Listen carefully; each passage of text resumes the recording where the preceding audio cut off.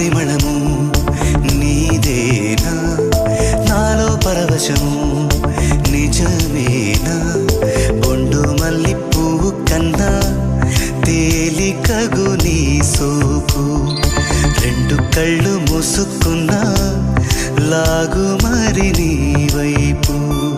సొగసును చూసి పాడగా ఎలా కనులకు మాట రాదుగా అలా వింతల్లోనూ కొత్త వింత నువ్వేనా ఆ అందం అంటే అచ్చంగాను నువ్వే ఏ చిలిపి